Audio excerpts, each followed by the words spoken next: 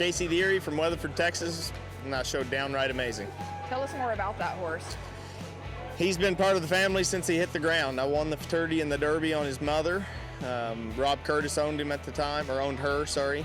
And then when that horse hit the ground, Debbie Good fell in love with him, and she bought him at, I think, 2 days old. So it's been a fun adventure with two really great customers. Well, tell me about Debbie Good and her eye for great horses.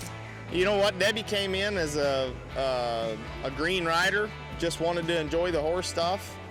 You know, kind of saw how much fun everybody else was having with owning really nice ones. So she decided she wanted to have a go of it, and that was the first, you know, really nice horse that I was able to go pick out for her. And now she owns his mother also. That's cool. What are some future goals for this horse? Currently, he has my spot for the Run for a Million. Since he got me qualified, I feel like he deserves the opportunity, and so he'll have it as long as he's happy and healthy.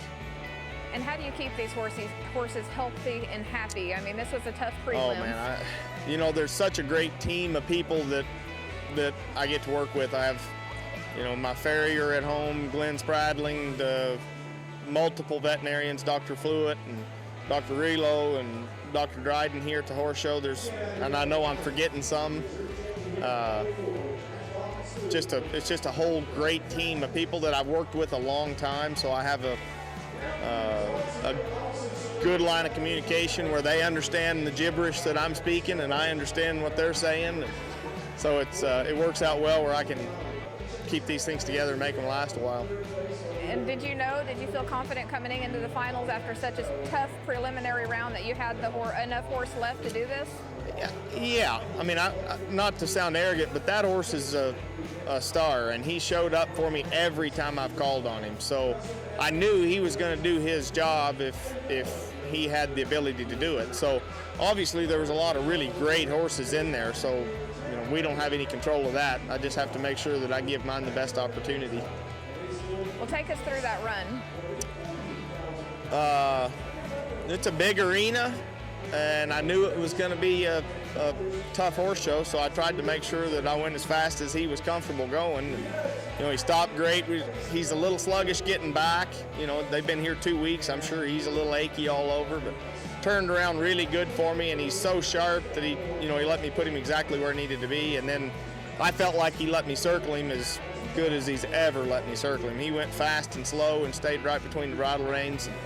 I could tell by the time I got done circling him that I was running out of gas running and stopping, so he still gave me all he had.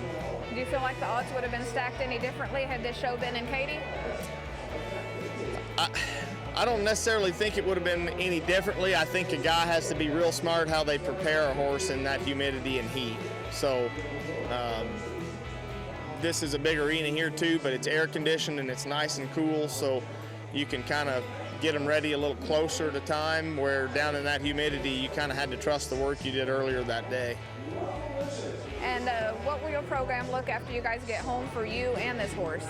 Well, this horse will get a break, you know, and he's already booked quite a few mares this year, and I would assume that's probably going to explode after this.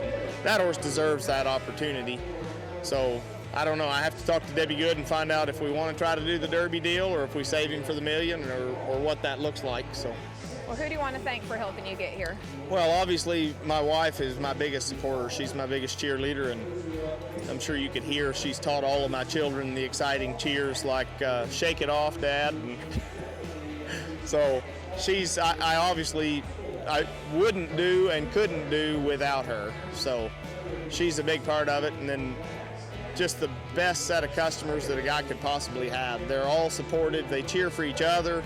You know, they're as happy for one of their friends in the barn to win it as they are their own horses. So it's a big family event for us.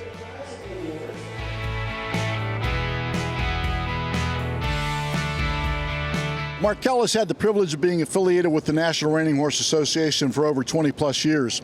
And fortunately or unfortunately, I've been representing Markel for almost all those years as well. We are a very integral part of the horse industry. We intend to remain an integral part of the horse industry. When you look at organizations like the NRHA and NRCHA and other organizations that we have had the good fortune of representing, it's about what we can do for the people through the products that we have to offer, that being not only livestock mortality, but commercial equine insurance, farm and ranch coverage, and also commercial liability and professional trainers liability. Are they applicable to all? No, but there are so very many people in the industry that can use what we have to offer, and I'm very fortunate to have a team of specialists that work with me for Markel, our Western discipline team, and they offer products for people, Western horse people in particular, throughout the country.